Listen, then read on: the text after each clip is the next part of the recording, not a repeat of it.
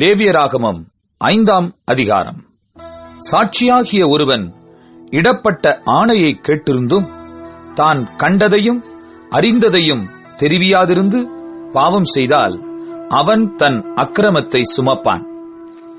அசுத்தமான காட்டு மிருகத்தின் உடலையாவது, அசுத்தமான நாட்டு மிருகத்தின் உடலையாவது, அசுத்தமான ஊரும் பிராணிகளின் உடலையாவது, இவ்வித அசுத்தமான யாதொரு வஸ்துவையாவது ஒருவன் அறியாமல் தொட்டால் அவன் தீட்டும் குற்றமும் உள்ளவனாவான்.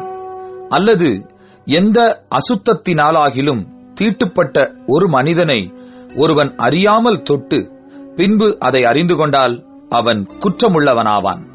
மனிதர் பதறி ஆணையிடும் எந்த காரியத்திலானாலும் ஒருவன் தீமை செய்கிறதற்காவது நன்மை செய்கிறதற்காவது தன் மனம் அறியாமல் தன் உதடுகளினால் பதறி ஆணையிட்டு பின்பு அவன் அதை அறிந்து கொண்டால் அதை குறித்து குற்றமுள்ளவனாவான்.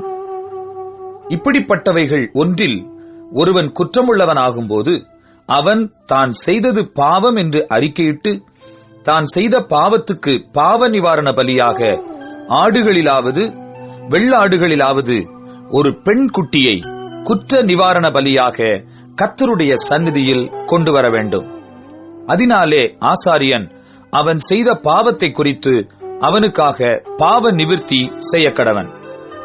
ஆட்டுக்குட்டியை கொண்டு வர அவனுக்கு சக்தி இல்லாதிருந்தால் அவன் செய்த குற்றத்தின் நிமித்தம் 2 காட்டுப்புறாக்களையாவது 2 புறா குஞ்சுகளையாவது ஒன்றை பாவ நிவாரண பலியாகவும் மற்றொன்றை சர்வாங்க தகன பலியாகவும் கர்த்தருடைய சந்நிதியில் கொண்டு வர கடவன். அவைகளை ஆசாரியனிடத்தில் கொண்டு வருவானாக. அவன் பாவ நிவாரண பலிக்கானதை முன்னே செலுத்தி அதன் தலையை அதன் கழுத்தினிடத்தில் கிள்ளி அதை இரண்டாக்காமல் வைத்து அதன் இரத்தத்தில் கொஞ்சம் எடுத்து பலிபீடத்தின் பக்கத்தில் தெளித்து மீதியான இரத்தத்தை பலிபீடத்தின் அடியிலே வடிய விடுவானாக. இது பாவ நிவாரண பலி. மற்றதை நியமத்தின்படியே அவன் தகன பலியாய் செலுத்த கடவன். இவ்விதமாக அவன் செய்த பாவத்தை ஆசாரியன் நிவிர்த்தி செய்ய கடவன். அப்பொழுது அது அவனுக்கு மன்னிக்கப்படும். 2 காட்டுப்புறாக்களையாவது 2 புறா குஞ்சுகளையாவது கொண்டு வர அவனுக்கு சக்தி இல்லாதிருந்தால் பாவம் செய்தவன் பாவ நிவாரணத்துக்காக 1 எப்பா அளவான மெல்லிய மாவிலே 10 1 பங்கை தன் காணிக்கையாக கொண்டு வருவானாக. அது பாவ நிவாரண பலியா இருப்பதினால் அதின்மேல் எண்ணெய் வார்க்காமலும் தூப வர்க்கம் போடாமலும் இருந்து அதை ஆசாரியனிடத்தில் கொண்டு வர வேண்டும். அதிலே ஆசாரியன் ஞாபகக்குறியான பங்காக தன் கைப்பிடி நிறைய எடுத்து கர்த்தருக்கு இடும் தகன பலிகளைப் போல பலிபீடத்தின் மேல் தகனிக்க கடவன். இது பாவ நிவாரண பலி. இவ்விதமாக மேற்சொல்லிய காரியங்கள் ஒன்றில் அவன் செய்த பாவத்துக்காக ஆசாரியன் பாவ நிவிர்த்தி செய்ய கடவன். அப்பொழுது அது அவனுக்கு மன்னிக்கப்படும். மீதியானது போஜன பலியைப் போல ஆசாரியனை சேரும் என்றார்.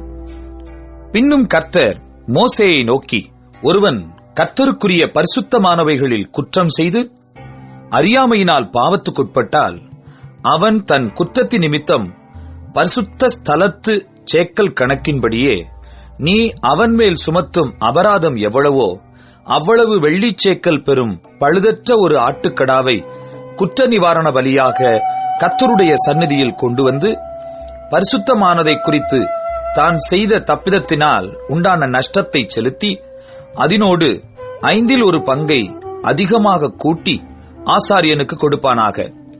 குற்ற நிவாரண பலியாகிய ஆட்டுக்கடாவினாலே அவனுக்காக ஆசாரியன் பாவ நிவிர்த்தி செய்ய கடவன்.